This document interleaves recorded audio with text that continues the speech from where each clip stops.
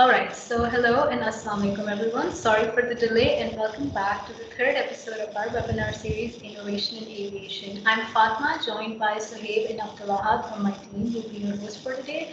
And today we've got a great guest for you all, Mr. Raja Sabri. Abdullah will be giving his intro. Okay. So in today's webinar, our guest speaker is none other than Mr. Raja Sabri, who is the CEO of Integrated Dynamics, has over 30 years of R&D experience in innovative product development in the areas of aerospace and unmanned systems. Integrated Dynamics provides unmanned and robotic vehicle system surveillance solutions to the government of Pakistan, R&D organizations, and for export. So, Mr. Raja Sabri, thank you for taking out the time. It is a great pleasure to have you here. We would love it if you'd share your incredible journey of the past 30 years with us. Thank you, Ahad, and thank you, Fatma, for the glorious introduction to my 30 years career, which has mainly comprised crashing a lot of airplanes.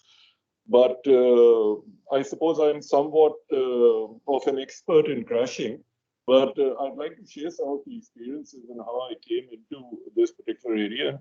You might find it very familiar with a lot about what you guys are up to right now. So I'm going to try not to bore you with 1 hour of talking about myself or what I like to do.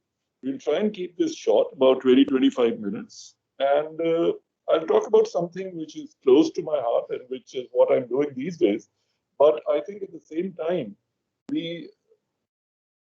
need to go back into my journey. So I was pretty much like you, NED University, mechanical engineering, interested in aircraft since about the age of 6 or 7 years old. So from NED University, I was lucky enough. And I'd like you to just be reminded of, I think, the Steve Jobs speech that he gave at a commencement about 7, 8 years ago. I don't know whether it was Stanford or some other university, where he talked about connecting the dots. And I think that's a very, very important point. And that kind of happened in my life also. And I'm pretty sure that it will happen in a lot of your careers and lives also as we go along. But it's an interesting analogy. So I started off having an interest in model aircraft, age 6, 7 years old. Kept on building model airplanes. That's me with slightly more hair than you see on my head right now, back when I was in NED doing my mechanical engineering.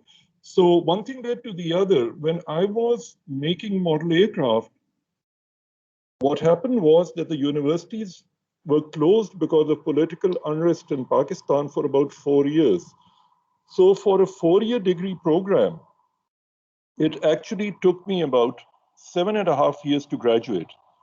Now, not going to university at all for say 3.5 years meant I could build a lot more model aircraft, and I could do a bit of research and write articles and build small wind tunnels to test them out.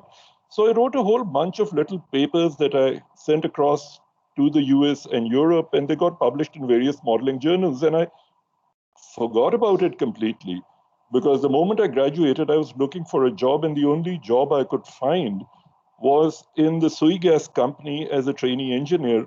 And here I was just writing the pipeline construction manual on how to weld gas pipelines with dreams of aerospace. There was no other job available. So lo and behold, what happened after about 1.5 years, someone suggested that I definitely need to do a master's. I had no intention of doing a master's, right? So I decided to make it as easy for myself. I would apply to 3 of the top universities in the world. I had no hope of ever getting in. So I applied to MIT, Caltech, and Stanford. And I decided that I'd apply to their departments, and I'd simply say that, look, here I am. You want to admit me, admit me. You don't want to admit me, don't admit me. And with all my paperwork, I also sent copies of the articles that I'd written while I was in NED, which were fairly amateurish efforts, but they'd been published. So lo and behold, back in the day, there was no internet and there was no email. And I'm talking about 1983. I think a lot of you were not even born then. So back in the day, I received a letter which says, and I got this letter, I think, sometime in November. And it said, you've been admitted to the Department of Aeronautics and Astronautics at MIT. We'd like you to join in February. Now, which was another odd thing because typically you join in the September session, but MIT had a trimester program and they didn't have 4 quarters, they had 3 quarters. So they wanted me to join in February. And the rest was a complete blur. So I told my parents, I've been admitted to MIT. Do you still want me to go? And they said, yes, absolutely. So they kind of made the decision for me. So I was like pushed onto the aircraft with a bag and sent off to MIT with no real preparation that I would ever be admitted there. And at MIT, connecting the dots again, my aeromodeling experience actually helped me a little bit because I was roommates with a guy who is now a professor emeritus in the Department of Aeronautics, a gentleman by the name of Mark Drella. You can look him up. He's done some great things over the years. And he was doing his PhD at that time. And I was shown a bunch of rooms in the dormitory just to pick a room for myself. And the only room I picked was a room which had some small model aircraft hanging from the ceiling. I said, this guy must be okay. So I decided to become his roommate. So I became roommates with Mark Drella. Mark Drella happened to be working on the Chrysalis, which was a man-powered aircraft at that time. So connecting the dots, Mark Drella found an able assistant in me, and I used to accompany him on his 4 a.m. morning flights, something that you see over here in this slide. So that was MIT. A lot of you might think that MIT means that going over there is at least a year and a half in a master's program, another 2 years in a PhD program. I never intended to really do a PhD. I was pretty fed up with studying and 7 years in NEDs, so I decided to wrap up the master's program as quickly as possible. And I'd like to tell you that it is possible to do a master's in 7 months, which is what I did with a thesis, mainly because my parents were paying for the first semester and it cost quite a bit. So I had to finish up as quickly as possible. I got a research assistantship or an RA at the end of the first semester, but by that time I'd already done about 60% of my coursework. I just wanted to get back home as quickly as possible. So my entire experience at MIT was spread over 2 semesters. I came back home for the summer, went back again, finished up my thesis requirements, and I was just there 7 months for a degree in aerospace. I came back over here, couldn't find a job, started working in a tractor company, building tractors, utilizing my mechanical engineering experience. So the 30 years that you've talked about actually came a lot later when I actually started working on drones and UAVs. So if we can go to the next slide, what you see over here are aircraft that I developed when I was in Saparco. Saparco followed the tractor company. There was an advertisement in the newspapers about the requirement for a specialist who could start a remote sensing program where you could use remote controlled aircraft for aerial photography. Saparco was just getting into the areas of aerial photogrammetry and they were using satellite imagery. And this is back, in about 1988. So that's when I got into Saparco, spent another 2 or 3 years in developing the aircraft that you see over here. The aircraft got bigger. My experience with large size, lightweight structures from MIT was the dot that was connected in the work that I did in Saparco. So from here, it progressed after I left Saparco in 97 and started Integrated Dynamics, which is the company that I currently head. Some of the people who knew me in Saparco basically wanted me to do this project, and this was the Burak. The Burak is a strategic UAV system, and basically we developed, or my company developed, the first few platforms for the Burak and the ground control stations. Now, this work was done between 2001 to about 2009. So it was an 8 or 9 year project. So we started working on this also. Now, the Burak used a lot of technologies that I had acquired over the years, just connecting the various dots of the things that had interested me. One of those areas was that when I'd come back from the States, I had an interest in photography, so I borrowed a friend's camera and went out and just photographed a few things, just casual snapshots, etc. That led to an interest in photography where I started doing professional photography for magazines. And I've talked about this before in a couple of talks that I've given, that the fashion photography that I used to do actually helped pay for my early UAV experiments. So connect the dots there. And knowing a bit about photography helped me develop the payloads, the sensing and camera payloads for the Barak.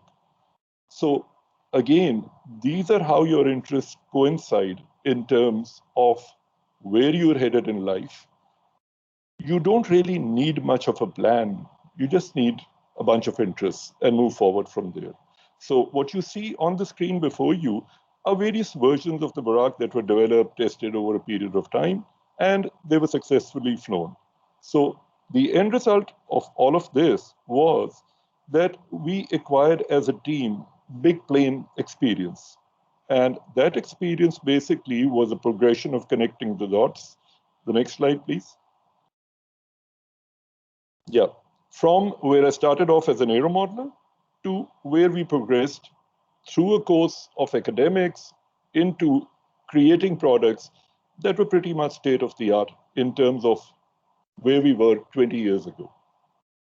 So basically the progression as far as this was concerned was an entire link up of things that had basically interested me over the years. Can we go to the next slide, please?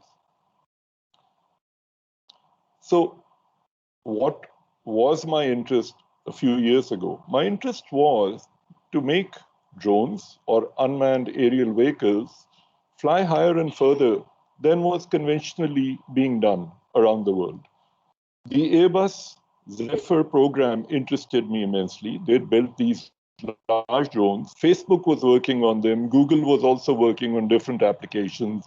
Somebody was trying to actually build these huge airships and fly them in the stratosphere. But a lot of those projects, I think, were more ambition rather than actual technology capability, and a lot of them folded up and didn't go far forward. The only people who actually managed to make a reasonable success of it were Airbus, so I'd been following them for a few years, since about 2016 when they started, 2018 when they had their first successful long endurance test flight with the Zephyr platform. So today, what I'd like to talk about a little bit is not the military aspects of drones as such. I think civilian applications outnumber the military aspects by a considerable percentage. And my main area of interest now is civilian applications of drones, which are slightly more unconventional other than your pesticide spraying or agricultural drones, possibly the high altitude pseudo satellite platforms are things that I would like to experiment with. So let's just briefly go over what we understand drones to be. And as we talked earlier, and Fatma, Sohaib, please feel free to interject and stop me and ask questions. I could talk for another 3 hours about myself, but I would suggest that if we interact a little bit more, it'll make it easier for the people who are listening in. So moving straight on, drones, what do we understand drones are? Can we go to the next slide, please? I had a question here, sir. Yeah, sure. Okay, sir. Sir, my name is Suhaib Umar, and I wanted to ask, sir, drones, it has become a buzzword. Like when most people hear it, they think of a quadcopter or stunning aerial photography. So I want to ask, how would you define drones? Okay, back in the day when I started, nobody talked about drones at all. The word was unknown. So basically, what we knew was RPVs, remotely piloted vehicles. That was the name that everybody gave to unmanned aerial vehicles, or unmanned ground vehicles, or unmanned water based or marine vehicles. Drones basically was derived from the late 1950s when the Americans started flying jet powered Ryan Fire-V drones over Vietnam and other places. The drones basically had a whining sound because of the jet engines installed in them. So the analogy with this large bee type insect, which is called a drone, was easy to use as a buzzword for unmanned aerial flying objects. What we refer to as drones, as usual, the media goes a little crazy with representation of various things. I'd like to recollect an interesting incident over here as far as the media is concerned. We crashed one of our drones somewhere in the interior of Sindh many years ago. And by the time we managed to actually get to the place, the local newspapers were full of news about it, saying that there was an aircraft that has crashed. There was a drunken pilot on board who people had seen bailing out. The aircraft belonged to the national airline, etc. And this was a small drone. So we had the vernacular newspapers actually sharing news items like this. So, you know, drones and what they are in terms of people's minds is, for me, the Shadi or Dharna quadcopter. That's a drone in most people's minds. So I call them the Dharna copters, or I call them the Shadi copters. But I think real drones or unmanned vehicles are a more generic brand of machine, which really could be anything which is unmanned, whether it's in the air, on the ground, or on the water. So generically, the word drone is linked to aerial flying objects which are unmanned. Let's limit ourselves to those, whether they're fixed wing or multicopters. But I think the general understanding as far as the public is concerned is pretty much what they see flying all around them in parks, in amusement arcades, at weddings, or you know, at various political gatherings. So I think we're talking about a different category of animals over here in terms of machines. Okay, so if we can go to the next slide. So drones are perceived by the general public as things which are these monstrous machines which the West has invented, and they take lives. Next slide, please. They also save lives because there is a lot of protection of them dropping medicines where they're required, food supplies, search and rescue, surveying and mapping, surveillance and security, convoys of refugees going, drones following them. But let's talk a little bit about drones which could change lives. And that's really the core of the presentation that I'm trying to give you in terms of what we're doing in Pakistan about it and what is state-of-the-art technology. And that's the HAPS platform, which is primarily your high-altitude pseudo-satellite, which is actually not a conventional satellite, but a drone which is flying very slowly for long periods in the stratosphere between 60 to 70,000 feet altitude. So next slide, please. So if you take a look at this slide, I don't really need to read it out. You can see this. There's basically a comparison over here between satellites and fueled aircraft. And if you can see, satellites have long endurance, a very large footprint in terms of coverage. Aircraft basically do not have the endurance of satellites, and the coverage is limited. So HAPS technology, what does it do? It tries to link both things, where you can have long endurance like a satellite and also have a smaller footprint. So how would you typically operate a HAPS? If you take off from a particular launch site, you can cover very large swaths at about 60 to 75,000 feet altitude. You want to be at a high altitude basically for long coverage, and your line of sight horizon in terms of how far you can transmit data from the platform is also extended. Otherwise, the curvature of the Earth gets in the way, and you need to fly higher in order to get longer distances for communications. So you are talking about a transition in terms of miles flown of roughly 1,000 nautical miles per day as far as the HAPS platforms are concerned. Next slide, please. So if you take a look at this, you basically like to fly higher for the simple reason that the sweet spot is about 65,000 feet altitude, which is in the lower stratosphere. Jet streams are at about 40,000 feet. You don't want to be in the way of jet airliners, etc. So The idea really is to fly very slowly up to altitude. It takes you maybe about 3 or 4 hours to climb up to that altitude. But once you're up there, you can switch off the auxiliary motors and basically glide around for a bit and then switch the motors on automatically when required to come back to that base altitude. So you need to have a platform which basically is low drag, lightweight, and the propulsion system needs to be very efficient in terms of current draw because you're using solar cells during the daytime, and at night you'll be using onboard batteries. So onboard batteries have to be kept to a minimum in order to save weight. Otherwise, there's going to be massive current draw, and there's going to be a large amount of weight carried, which kind of defeats the project or the entire concept of the HAPS. Next slide, please.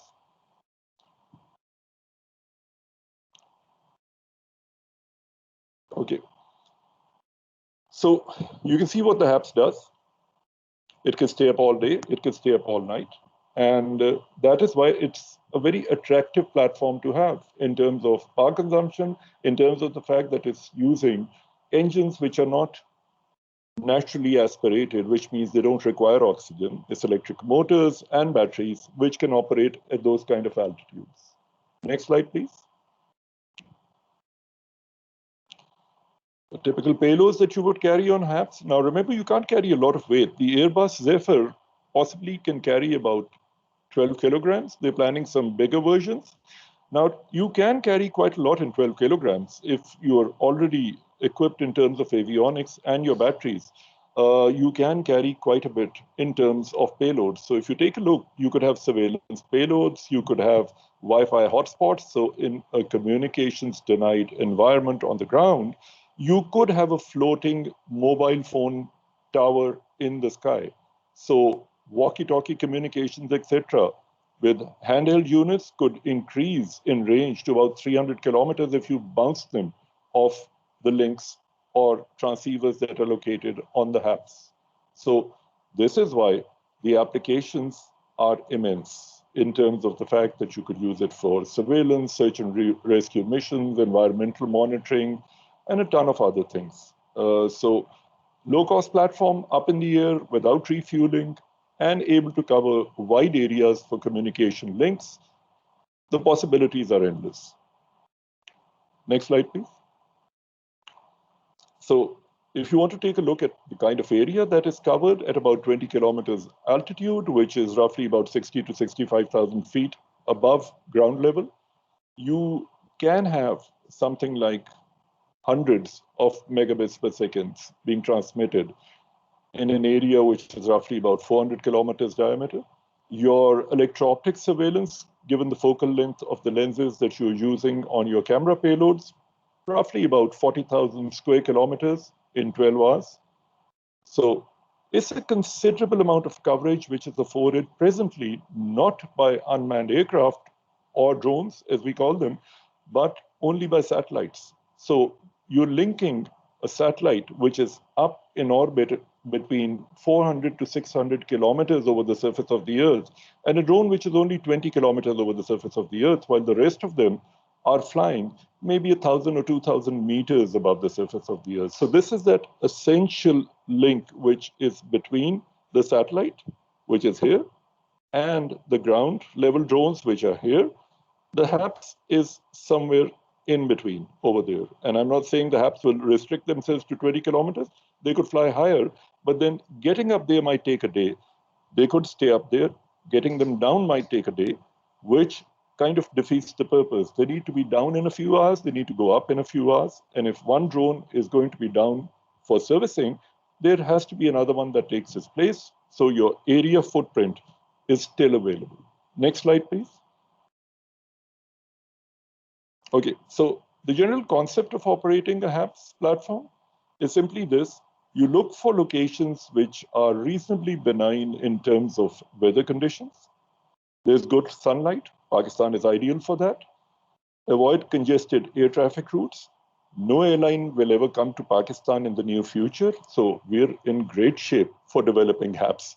So it's a great testing ground even for people out in Europe and the USA if they want to develop their HAPS, because we don't have much airline traffic. Now, typically tasking an aircraft is from a ground control station. We have experience of that. There are lots of people developing very small ground stations for these things. You see some pictures of typical HAPS type setups, but this is technology or experience that we gained, again, connecting the dots when we were doing projects which were similar, say, to the Barak that was done a couple of decades ago. Next slide, please. Uh, okay, sir. So Ji. that was a brilliant piece of information about about HAPS. No doubt, HAPS systems are definitely revolutionizing connectivity. There's been a lot of news regarding Airbus FL, the world's leading solar electric stratospheric UAS. Can you please share your insights on that with us? Well, actually, one of the things that you need to remember is, I think Airbus has crashed most of its FR-HAPS. Are you familiar with that? No, sir, actually not. Okay, well, that's news for you. They built about 3. I think they've crashed all 3. But the point is not that the aircraft have crashed. The point is that the aircraft succeeded in a way that nobody thought imaginable at a cost that nobody thought imaginable at the time. So I'm pretty sure Airbus will continue its developments. I'm pretty sure that a lot of people around the world will continue their developments on this. We are doing it in a very small way in Pakistan. I'm not so sure whether we're going to succeed or not, but our goals are slightly more modest. We are working on smaller airframes and we are working on things which we feel are achievable. So if you take a look at the HAPS that is being constructed by Airbus, could you go back to the previous slide, please? No, the one after this.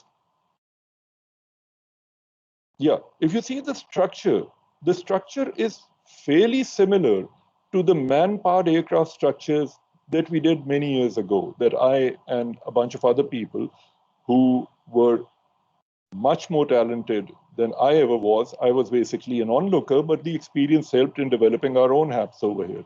If you take a look at this structure, it's all carbon fiber, very lightweight, but has a lot of strength and rigidity. But the construction methods are not designed like an airliner or a light aircraft at all.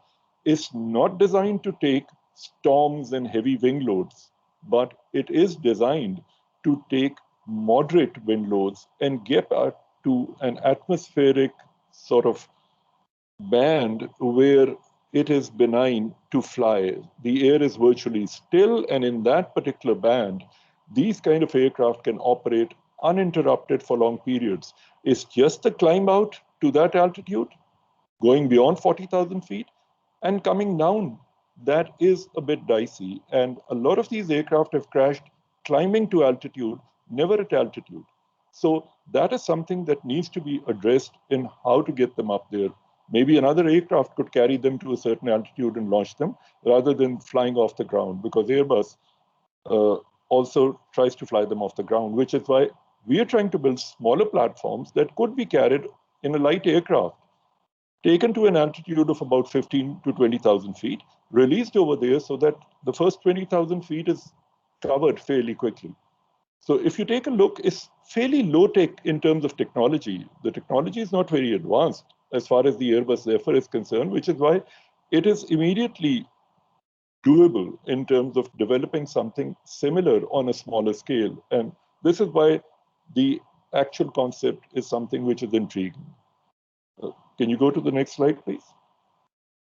So here's a slide which you can look at later, which basically lists the fact that it's a 75 kilogram weight for a huge wingspan. I think the wingspan is about 25 meters for a 75 kilogram weight. So that's a tremendously low wing loading that you're getting with such a large area, mostly occupied by solar panels. So it's like this large hard glider in the sky, which is aerodynamically very efficient. So this is the general concept.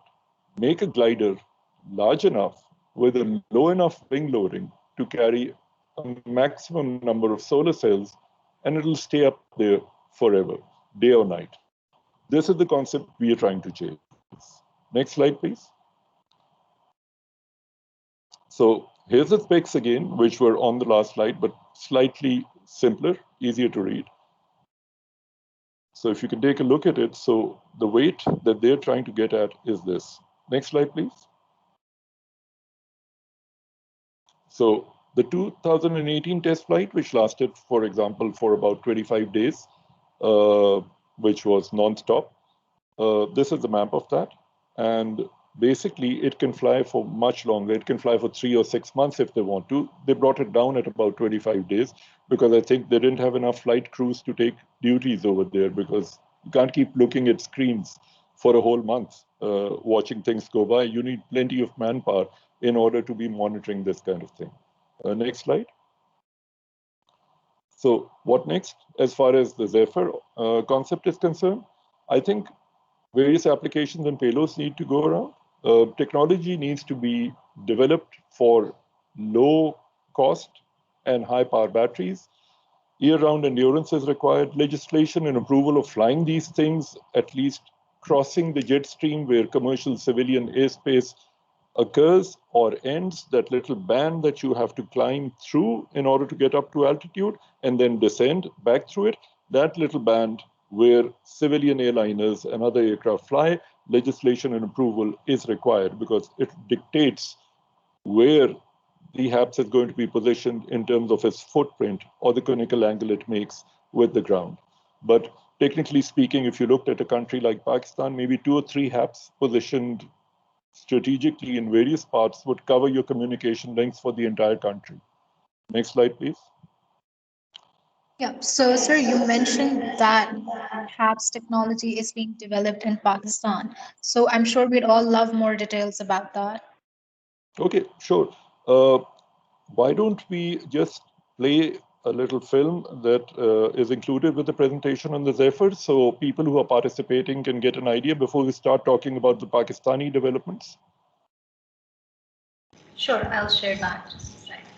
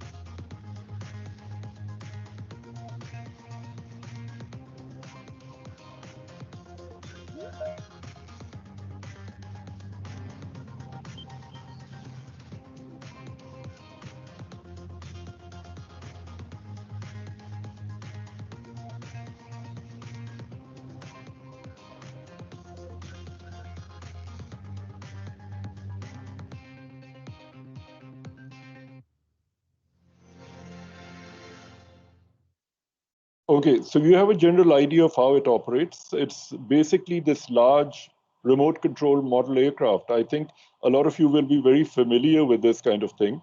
There are hand-launched gliders that people fly all the time. So that is why it's extremely doable, even at a student level. And that is why I wanted to really talk a little bit about this, for the simple reason that it's something which is fairly low tech, but has not really been explored by a lot of people. So what we started off doing was that we decided to design 2 platforms, a smaller one, which is called the Solaris, and a larger one, which is called the Stratos, which is more in line with what Airbus is developing, about 25, 30 meters wingspan, around the same weights and the same ceilings. We decided to develop the Solaris as a test bed, basically for the Stratos, and see how far we could push the Solaris platform. The Solaris platform is roughly about 7 meters wingspan. And basically, the goal for the Solaris is 70,000 feet altitudes and 30 continuous days of flight. We are being very realistic. We are going to try and achieve a full sunshine day of flight first with this thing. We've already been flying at about 4 to 6 hours, but I think we need to achieve a 12-hour endurance on this platform before we push it any further and take it up to altitude. Now, where we are flying is not more than 1,000 meters, but we need to make it go higher. And we're pretty sure that the powertrain and the modules on board will actually do it. Now, there's a lot of peripheral equipment that goes into something like this. It's not an effort which is easily duplicated if you don't have the background. And you're lucky to have that kind of background and accumulate some equipment through various projects over the years. You can show the next slide. I wanted to talk a little bit about that particular area. What is needed? Definitely experience and lots of money, lots of dollars. So that is needed. So before you sell your shirt or your car or your house, you need to have a fairly good idea of what you're getting into. And that is again something that I encourage all of you to do, not to sell your shirt or your car or your house, but basically chase a passion that you have in a particular area. And that's what I've done most of my life. Next slide, please. Sir, Yes, sir, yes. so wanted to ask a question. Like, sir, so armored with our knowledge and experience, like, what would you say is needed to launch a company like Integrated Dynamics in a technologically underdeveloped country, and like, what else is needed for to launch it? Okay, like Steve Jobs said once, stay hungry, stay foolish. So I think foolishness and hunger are what are required to launch something like integrated dynamics. Also, foolishness and hunger are required to. I'll be very happy to give you a long talk on that at some other time. Yes, sir. Okay, okay. So we were talking about the equipment that would be required for a typical project like this. As you can see, there's the list. And this is a very sort of non-inclusive list. There might be other stuff that is required. So you can read it basically, apart from the airframe, the avionics, and the propulsion system, there's a whole lot of other stuff that is required, which conventional drones or unmanned vehicles may not require. So there's a lot of specialized things in there, the battery management systems, the MPPT systems, the quality of the solar cells, the batteries that you're using, lots of experimental go-arounds required to be done in order to optimize the system. Next slide. Okay, the airframe. We've already designed our airframes. We've done some basic CFD analysis of the airframes. Here's the Solaris, which is actually full size. It looks slightly different from the HAPS in the sense that it doesn't use wing-mounted motors alone. It uses a central motor, which is slightly lower kVA than the side motors. The intention is all three motors will be working to get it up to altitude quickly because it's a smaller platform. You need to get out of the jet stream as quickly as possible. And once it's up there, only the central motor will be used for cruise and maintaining altitude. The side motors will switch and only switch on in case altitude is not being maintained by the central motor. So various little measures have been taken. The pods that you see, the central pod, the ones on the left and the right, basically will house communications equipment, cameras, and sensors. They're all swappable or interchangeable in the field. We'd like to fly with 3 pods so that we can carry Wi-Fi links, we can carry cameras, we can carry a bunch of other stuff like LiDAR, etc., for surveillance and surveying applications. So the design concept is pretty much similar to full-size man-powered aircraft, which I was used to working in when I was studying. Next slide, please. So this is basically drawing of how the solar panels are laid out on the structure, and it doesn't show the side pods. The side pods are mounted on wing hard points. It shows just the central pod. Can you keep going through? There's quite a lot of slides, so just flip through them, please. The structure basically is all carbon fiber, the ribs, the formers, etc., which you must be familiar with because of your involvement with the DBFC competitions. The entire structure is carbon fiber, so the Solaris weighs less than 5 kilograms, so it's easily hand launchable. And with payloads, it weighs about 6.5 kilograms, so it can carry about 1.5 kilograms of payload. Some CFD analysis in terms of airflow data, in terms of hot points being created at various flight altitudes and attitudes. Yeah, keep going. Avionics. What kind of avionics are needed? Please go on. Next slide. You need flight control systems. We have a fairly good experience developing various platforms. These are flight control systems we've developed over the years. Payloads, we have a fairly good experience of developing payloads. We've developed gyro-stabilized camera platforms. We also have experience in developing our own data links for telemetry and control, which are long range, about 200 kilometers plus. This is 20 kilometers up in the air, straight up. So that is not something which is going to be a major barrier. We have developed various ground control stations, which can be used for the ground control of the initial prototypes, similar to this. These were done for various other projects. We have our own antenna tracking and positioning systems, similar to this. You might recollect a slide from the Airbus Zephyr presentation way back, where you saw a lot of these dish antennas placed on top of containers. Well, we have similar setups which allow you to send telecommand data upwards and generate telemetry data in terms of video and aircraft attitude and mission parameters on the downlink. Next slide, please.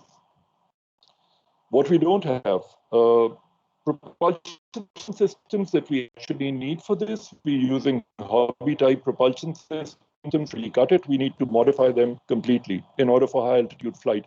They need to be heated motors in terms of the fact that you cannot have conventional BLDC-type systems working up there. They need to be hermetically sealed. They need to be controlled to work in an environment which could be minus 40 degrees centigrade. So a lot of these things need to take place. The battery management and MPPT systems need to be tuned. And of course, the solar cells, etc., have got to be worked through in terms of the fact that how can we get maximum watts per square foot of area based on the wing design that we have. So these are all parameters that we do need to follow through in terms of what we are doing. What are we looking at in terms of future? We are looking at payload development. We're looking at approvals. We're looking at maybe mass producing a lot of the things that we need for multiple platforms in terms of operations, etc. And then enhance it slowly towards the direction of the Stratos, which is the larger brother of the Solaris, and see what we can get from there. But our first task really is that by the end of this year, we actually have the Solaris operational at about 50,000 feet altitude. And if that can be done, I think in about a year and a half of work, which we put in presently, not to mention the 2 decades that we have in the background for ground control stations and data links, I think it will be a reasonable quantum of work that has been put out there in terms of technology innovation in Pakistan. Next slide, please. Sir, Yeah. it's really amazing and incredible to see that the integrated dynamics is working to bring HAPS technology in Pakistan. So, but we're actually curious to know what other projects is the company working on, and Okay. could you give us a short overview about it? Okay, I'll give you a short overview. My main focus, when I keep saying my main focus, basically, I torture and torment all the young engineers who work with me in integrated dynamics to look at my way of thinking, which is not always the right way of thinking. But the point basically is that I have a dictatorial approach to various things, which over the years, I think I've mellowed down a little bit. And we're beginning to do some actually useful work like the HAPS, because a lot of youngsters who are on the team, like yourselves, are actually coming forward with ideas rather than being scared of sharing them. So that is one good thing. The other things that we are working on, like you asked, We're working on some driverless platforms like unmanned ground vehicles, not necessarily for military usage. We're working on some unmanned marine vehicles, not necessarily for military usage.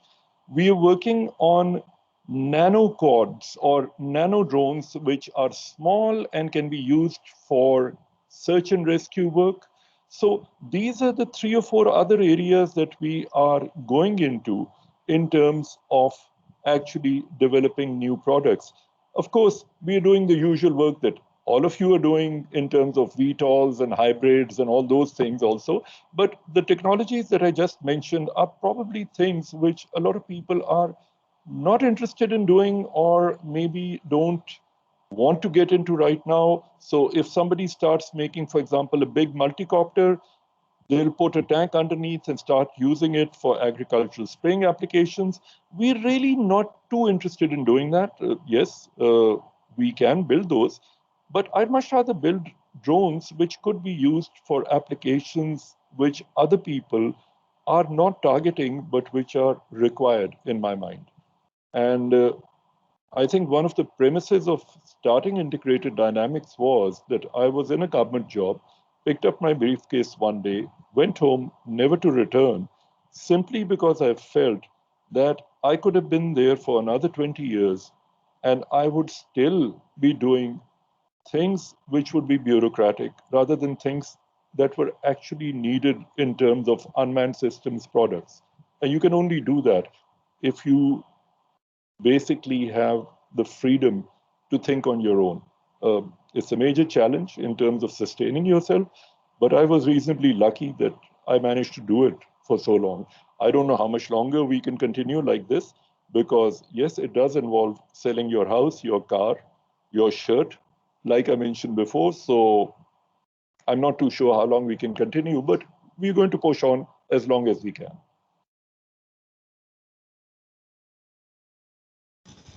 All right, so that was a great session, and I'm sure that's given rise to a lot of questions as well. So, if anyone in the audience does have questions, please go ahead and raise your hand. We'll be unmuting you so you can ask it directly. In the meanwhile, Sohaib and Ahad have some questions from the team. So, why don't you guys go ahead? Till then, everyone either put them in the chat or raise your hands.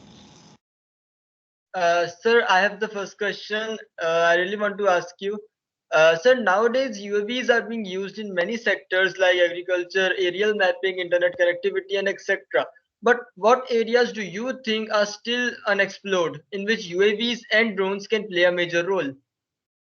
Okay, I think one of the major unexplored areas is land mapping, surveying, doing things like census studies, counting the number of rooftops and houses in a particular area which you have not been able to cover in terms of population censuses and things like this.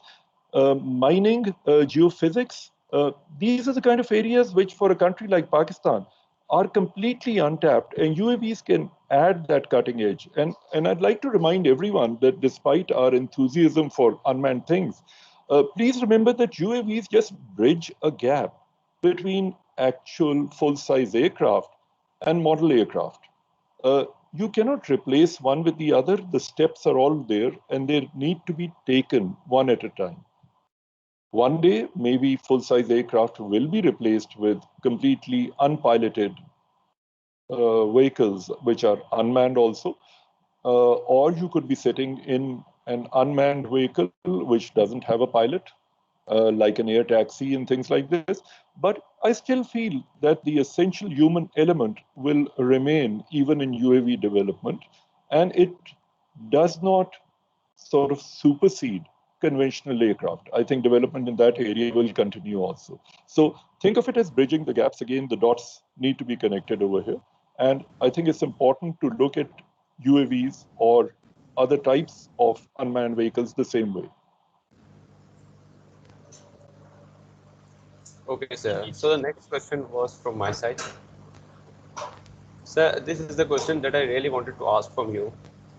You mentioned in the above slide that how drones have also been used for destruction. That initial image has struck with a lot of people, especially in the here in the areas of Pakistan and Afghanistan that witnessed drone strikes carried out. Sir, how do you think that we can reconcile that negative image of drones with the new vision of drones for good? Okay, I think the biggest way that we can change that perception is to build more drones which have civilian applications. So, for example, if tomorrow, instead of pesticide spraying with a multicopter, you could use that large payload capacity to deliver a life jacket at Clifton Beach, I think that would be a visible demonstration of utility of drones in civilian applications. It would help change the perception. So one needs to come up with ideas whereby life or the quality of life is actually improved by drones. Doesn't include delivering pizzas by drones, but delivering medicines by drones is a definite improvement in the quality of life of the people who are affected.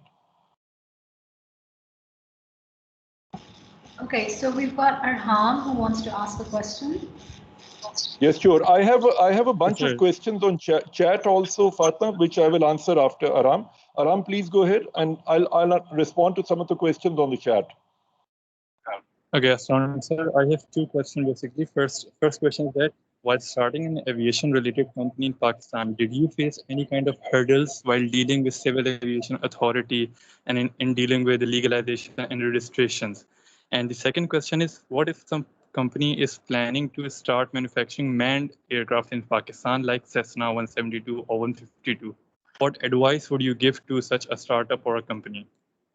Aram, let me answer your second question first. My advice to a startup or a company is just do it. Start. Don't worry about permissions. Don't worry about anything. Make your product first. This is the way I've always addressed what I wanted to do. When I set up integrated dynamics, I didn't worry about permissions or anything like that. I just felt certain products were needed. They were not available. So I decided to build them and make them available. Trust me, the permissions will come. Create the product. Don't let these things stop you. Don't procrastinate. Just build your product. That's it. All right.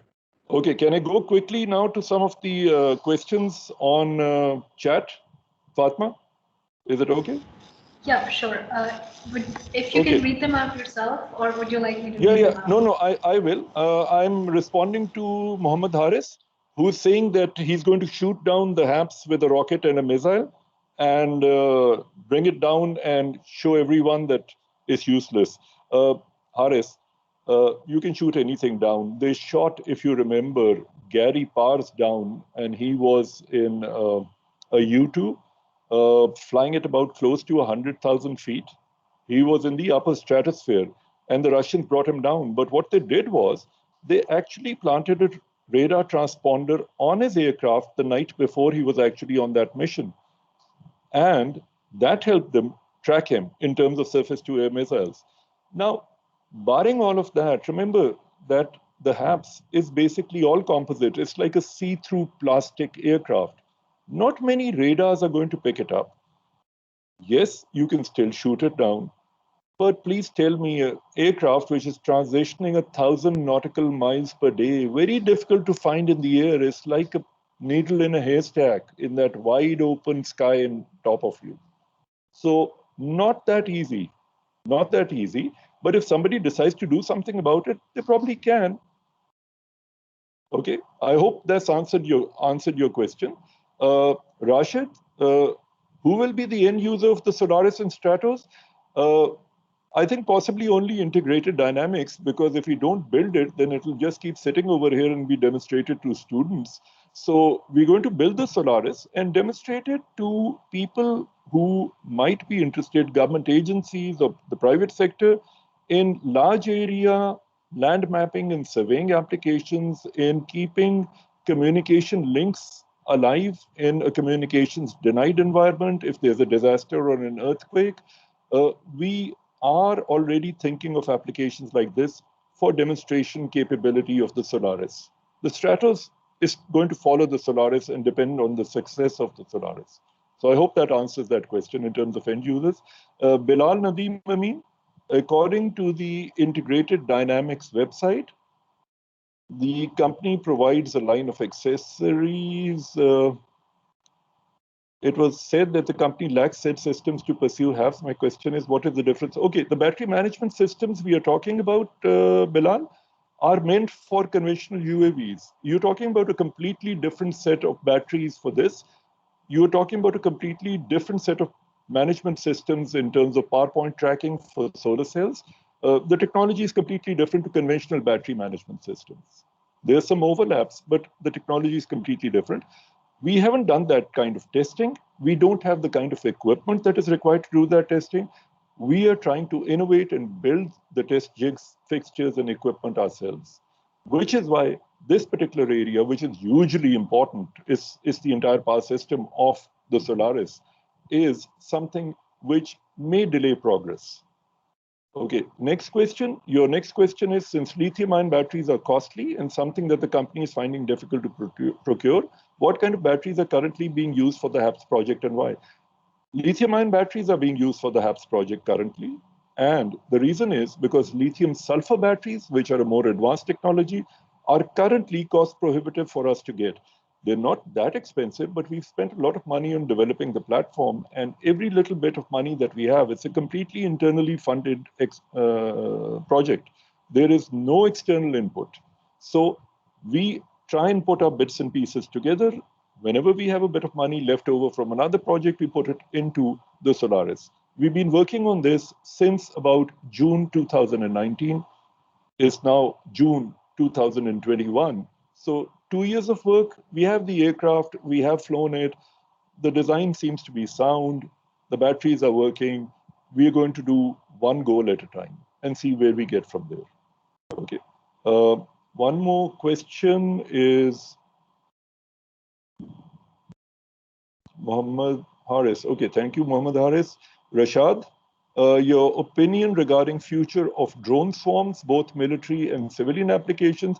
Rashad, I have no opinion regarding drone swarms, not interested in them, have never worked on them, don't know how they work. Sorry. Zaid Maiman, sir, how does the company manage to fund its R&D research by selling house, land, car, everything? Zaid, so keep that in mind when you're starting your own startup. Okay. Okay, I think we're done with most of the questions. Fatma, over to you. All right, so we'll be moving towards wrapping up. Unless anyone has any other questions, you can quickly put them in the chat or raise your hand if you want to talk to Mr. Sabri directly. If not, then we will be moving on. Okay, Fatma, I'd like to add one thing here before I respond to Ahad. Please share my email address with everybody who's interested. In case somebody wants to come and take a look at the Solaris and understand a little bit about it, we can't sort of entertain individual people all the time, but if you guys make a group and want to come and take a look at what we are doing, you're more than welcome to do it. We'd love your involvement and your ideas as far as development of this platform is concerned. Okay? Yeah, that would be an excellent opportunity. So what I'll be doing is sharing Mr. Sabri's email in the follow-up emails for the webinar. So everyone can put in their recommendations or questions or requests to visit over there, and we'll try and make this possible. So we do have 2 more questions before we wrap up. Right, right. Go ahead. Sir, my question is that what was the response of the government of Pakistan when you just gave them the idea of UAVs and drones and just you presented them their ideas? Like how many solutions were given and what was their response to your Okay, Ahad, let me tell you one thing. I won't be sitting over here and talking about the Solaris or all of the other drones that we've developed over the years if we had not received support from the government of Pakistan or people who were decision makers. Yes, I have met a lot of people who I would not like to meet again, but I have at the same time met a much greater percentage of people who were people with vision, a genuine interest in taking the country forward, and we received immense support from them. Support which had no strings attached at all. We're still continuing to receive that support. So this is why I would like to encourage all of you that if you ever want to get into an innovative technology area, and if you're good at what you're doing, there are people over here who will give you unsolicited, unqualified support. So please, please don't lose faith in the fact that Pakistan still has individuals who are willing to support a good cause. So this is my experience. Okay, sir, good to know. Sohaib, sir. you wanted to ask something? Yeah. Sir, I wanted to ask, if a person in Pakistan wants to do aerospace engineering, so is it better to do bachelor's of engineering in aerospace directly, or should he do mechanical engineering first, as you did? Which is the better? Well, I'll just answer that question very quickly. I did my mechanical engineering because I had no intention of doing my master's in aerospace. And I wanted to do my bachelor's in aerospace, but the only places that offered it were the PF colleges, now universities at Risalpur, etc. And I didn't want to really spend a lot of time repairing aircraft. I wanted to design aircraft. So I decided to do mechanical engineering because it gave me a greater input. Your first year mechanical engineering, and in fact, the next 3 years, you study computational fluid dynamics, and basically that's a part of the mechanical engineering syllabus. So you do understand the theory of flight and how aerial vehicles work. So that was a good grounding, I felt, for my application for a master's in aerospace.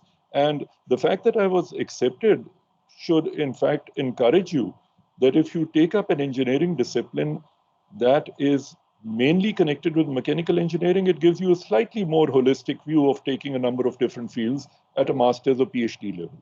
So if you can do a bachelor's in aeronautics in Pakistan and then go for a master's or PhD in aeronautics again, nothing like it.